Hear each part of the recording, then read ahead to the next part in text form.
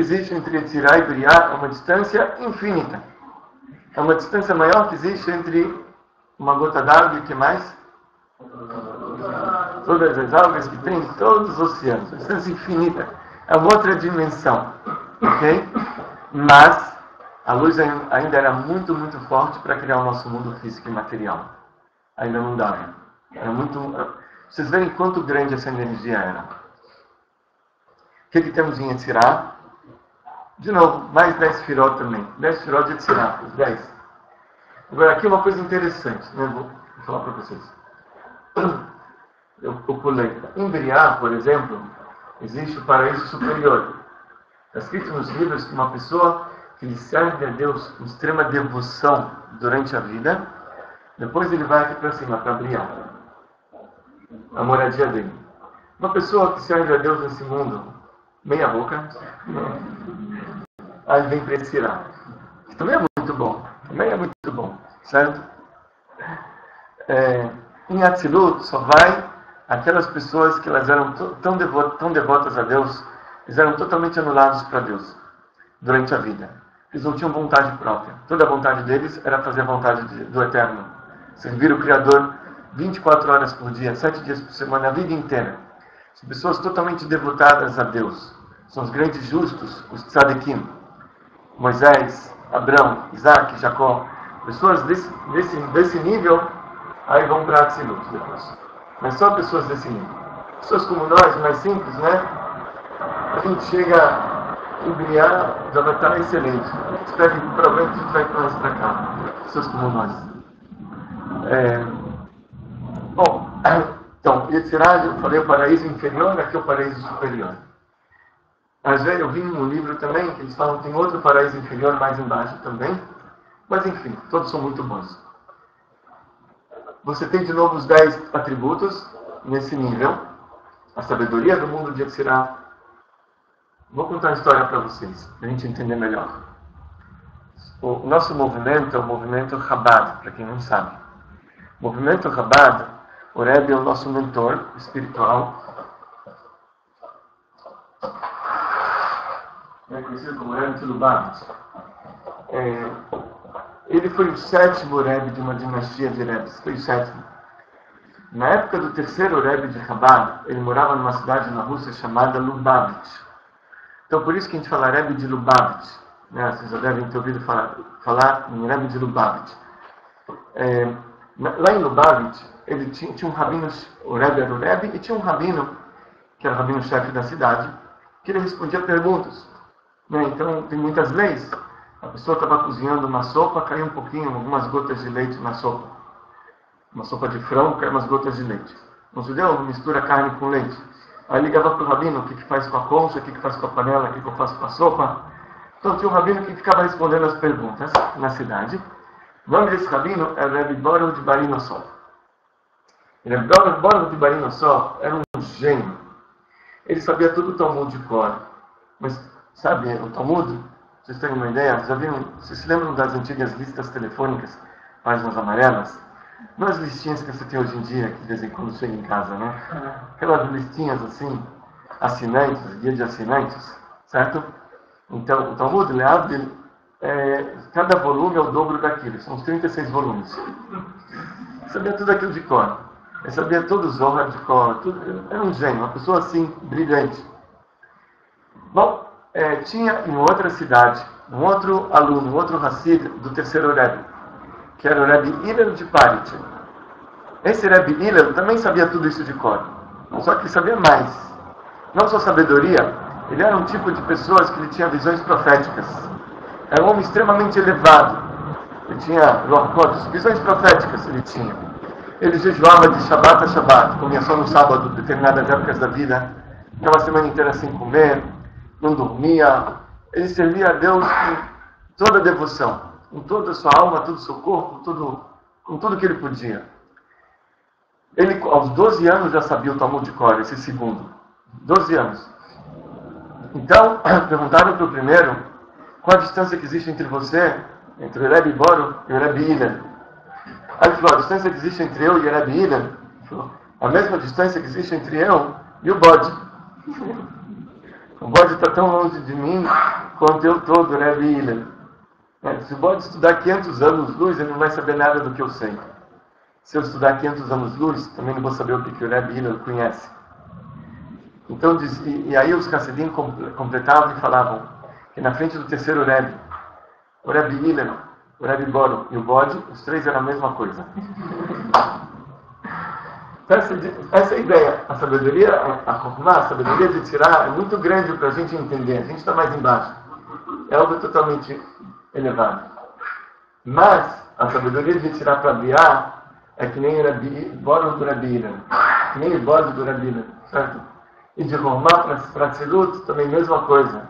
É que nem o Rebbe Boro para Rebbe Hillel. E na frente do Ensof, do infinito, na frente do Rebbe, os três eram a mesma coisa.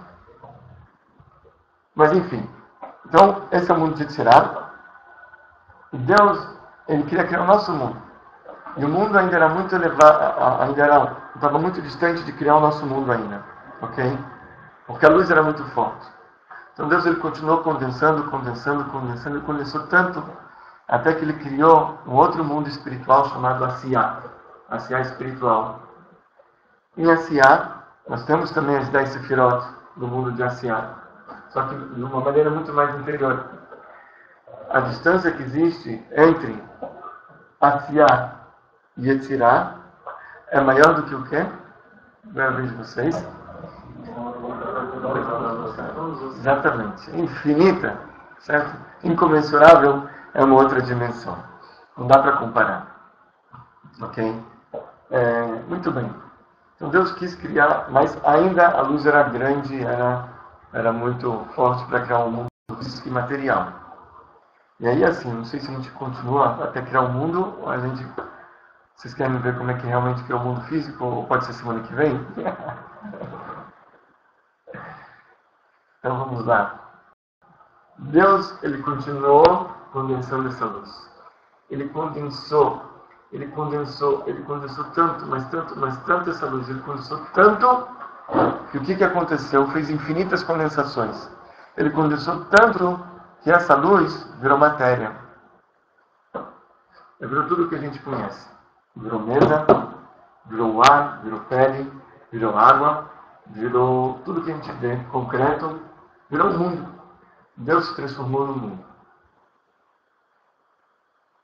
Então, nosso mundo, na verdade, é nada mais, nada menos que aquela grande energia que se materializou. Virou matéria. Ok? É isso que fala o profeta. Em Od Milvador. Não existe nada além de Deus. Deus é um e único. Isso que a gente sabe, isso que a gente chama de unicidade divina. Quando o judaísmo fala em unicidade divina, ele não fala que só tem um, para você, porque a pessoa poderia pensar, talvez tem 3, ou talvez tem 2. A judaísmo fala, não tem um. Não é isso. Isso é óbvio que só tem um, certo? 2, 3, a gente sabe, idolatria. E quando o judaísmo fala que só tem um, significa que não existe nada além dele. Tudo é Deus. Absolutamente tudo é Deus. Deus transformou no mundo em tudo que a gente conhece. Ok? Esse é o conceito judaico de unicidade divina. Por exemplo, vamos ver aqui essa maçã verde, ok? Então, se você dá uma mordida nessa maçã, você vai sentir um pouquinho de acidez. Mas também um pouquinho de doçura, né? Então, a acidez é um atributo de severidade. Vimos que tinha 10 atributos ali. Um deles é a severidade. A severidade se transformou em acidez. A bondade se transformou na doçura. Então Deus, Ele no primeiro estágio, Ele se transformou nesses 10 parâmetros. Ele se vestiu, está escrito na Kabbalah, que Ele se vestiu de 10 parâmetros, se enfeitou com 10 parâmetros, e depois esses 10 parâmetros Ele materializa em tudo o que a gente vê. Ok? Então uma maçã tem também os 10 parâmetros materializados nela. Aquela energia se transformou em maçã. Acidez, doçura, depende de quanto tem em cada objeto que existe. Certo? Então, tudo que a gente vê é Deus, não existe nada além de Deus. Ok? Tem aqui um valor numérico muito bonito, um dos mais bonitos que eu gosto. Porque ele mostra uma coisa fantástica. Vocês estão vendo aí, pessoal, do fundo? Dá para ver? Deus tem vários nomes. Assim como nós temos vários nomes, ok? Aqui eu sou rabino, oral. Em casa eu sou pai. A minha esposa, ela me chama de outro nome. Meus amigos chamam de Jacob. No passaporte tem outro nome. Então, a gente tem vários nomes, ok? Depende de como eu estou me relacionando. Deus também ele tem vários nomes dependendo do relacionamento que ele está tendo com a gente. Um dos nomes é Elohim. Elohim, Deus. Vamos ver quanto vale Elohim. Aleph, Lamed, 30. Rei, Yud, 10. Yumem. Quanto que dá? 86. Muito bem. Então Elohim, Deus, vale 86. Em hebraico, a natureza, vamos ver quanto que vale. A terra em hebraico, a natureza. Rei, o Tet, o Beit, o Ain, 70. Quanto dá? 36. Então Deus e a natureza têm o mesmo valor numérico. Porque Deus ele se transformou na natureza. Deus se transformou em tudo que a gente conhece. Absolutamente tudo. Não existe nada além de Deus. Ok? Então, esse é o conceito judaico de unicidade divina que ele está falando aqui. No nosso... Talvez outro dia a gente continue.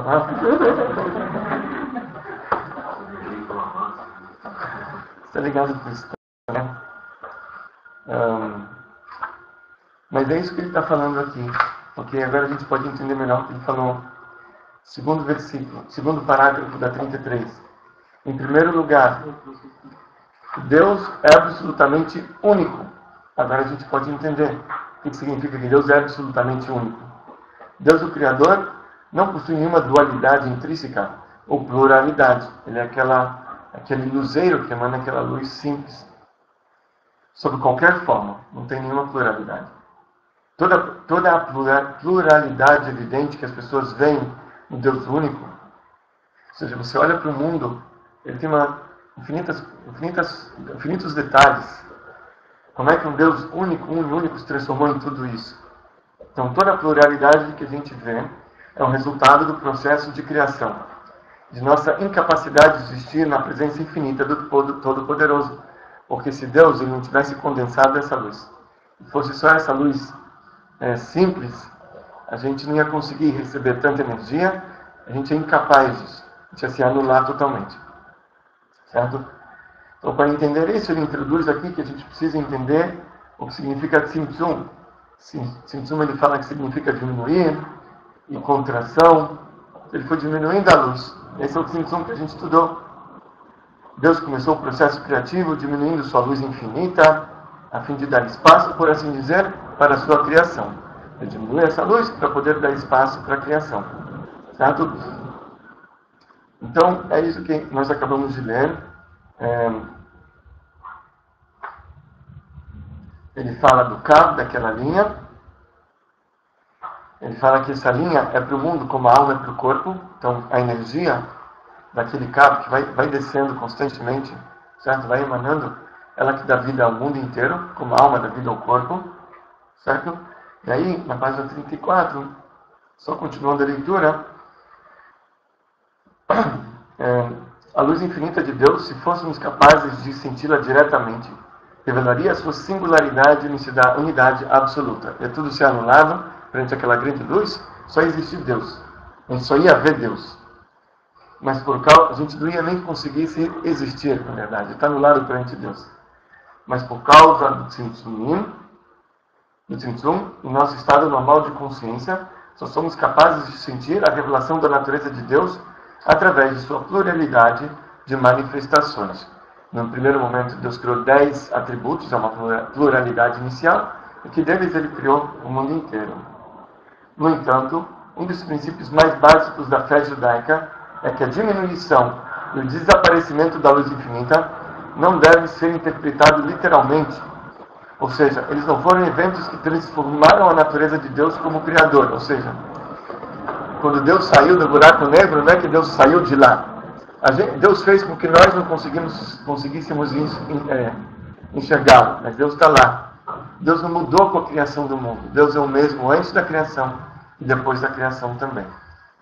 Exatamente o mesmo, não mudou nada. Ok?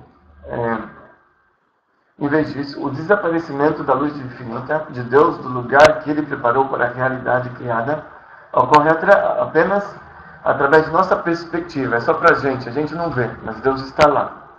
No buraco negro também. Ou seja, aqui também. Deus está aqui também, em todo lugar. Essa é a onipresença divina. Deus está em todo lugar a cada instante. Ok?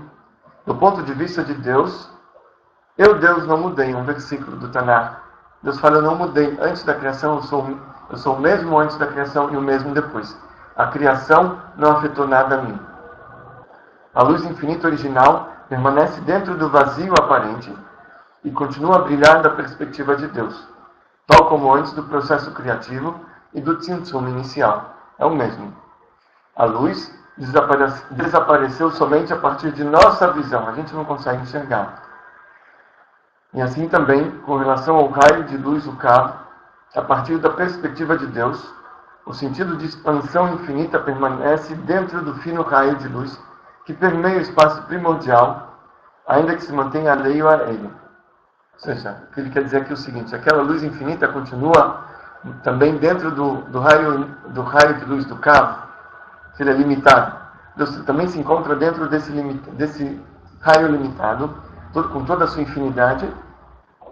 Em nosso mundo, que é o último dos mundos criados em torno do raio de luz infinita, que é físico e finito, Deus aparece para nós em muitas manifestações. Mas Deus foi e sempre será um e apenas um. Ok? Então, essa é a primeira ideia que a gente precisa saber, também não precisa entender sobre esse assunto da unicidade divina, que Deus é tudo, certo? Não só que Ele é um, não é dois, não é três, mas sim que Ele é tudo e não existe nada além de Deus. Ok? Muito bem. Esse é o primeiro trecho. Só para terminar, o profeta fala isso. Em nós, Mivadó, é um trecho do Tanakh, não há nada além de Deus. Você pode dizer que isso é literal. Deus é tudo, tudo, tudo. Deus é o mundo, Deus é a gente, Deus está dentro de tudo a cada instante. Certo? Legal, pessoal? Que bom. O que vocês acharam? Maravilhoso.